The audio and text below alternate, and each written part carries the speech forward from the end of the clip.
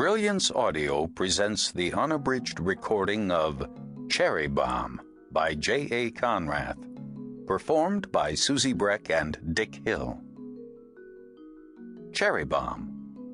1 ounce vodka, 1 1/2 ounces white creme de coco, 3/4 of an ounce of grenadine, and 1 maraschino cherry.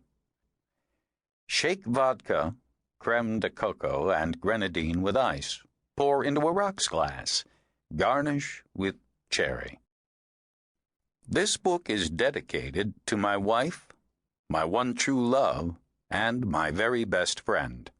Happily, they're all the same person. You're magic, Maria. Chapter 1.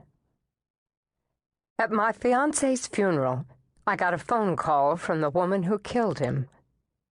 I checked the Weather Channel. Her tone was conversational, cheery. It's raining in Chicago. That's appropriate, don't you think? Funerals on sunny days seem so wrong. The pastor hit the switch, and the mechanical winch lowered Latham's casket into the ground on black canvas straps. Slow, like it was sinking into a swamp. The rain beat it up on the lacquered oak lid, and I had an irrational urge to find a towel, wipe it dry. Latham didn't deserve to spend eternity wet. "I'm coming after you," I whispered into the phone. That's what he said. Before I shot him. He said you'd come after me. Latham had faith in you until the very end, Jack. Like a puppy dog. Poor guy. Murdered just for loving the wrong woman. My partner, Sergeant Herb Benedict, had been staring at me since the phone rang. Herb's black suit was purchased back when he weighed less, the tightness making his large stomach seem even larger. His free hand, the one that wasn't holding the crutch, reached up and touched my shoulder. "Alex," he mouthed. I nodded. "Is this your grand plan, Alex? Calling me to make me feel guilty?" "I don't need to make you feel guilty, Jack. You're already guilty. Latham was a good man. I would have preferred shooting you in the head. But our game isn't over yet. Later today, I'm sending you a picture over the phone. 12 hours from then, the man in the picture will die. Unless you can find him and save him. I hope for his sake you do a better job than you did with your fiancé."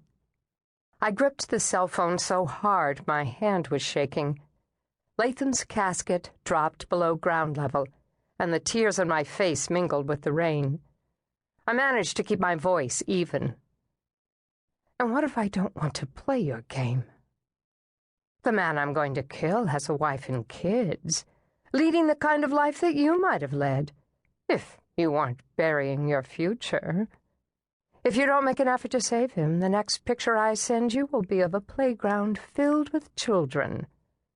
How much more guilt can you handle before you crumble and blow away?" I wiped my cheeks, then turned away from the grave. Latham's family stared hard at me, no pity in their eyes, only disdain. "Don't cry. And if I may be blunt, don't you think that skirt you're wearing is a little short? Not very appropriate unless you're cruising the funeral for a rebound fuck." I glanced down at my knee-length dress, then did a quick 360. "Careful, Jack. You're spinning so fast you may knock your fat partner off his crutch." I covered the phone and faced Herb. "She's here." Herb hit his lapel mic, turning on his radio and calling for a perimeter sweep. There were more than 50 cops at the funeral. As they scattered, I dug my .38 Colt out of my Gucci handbag and walked away from the gravesite, scanning tombstones and monuments, heels sinking into the wet sod, worming my way through Latham's family while they shamed me with hateful glares. "You brought a gun to a funeral, Jack. Were you expecting me to show up?"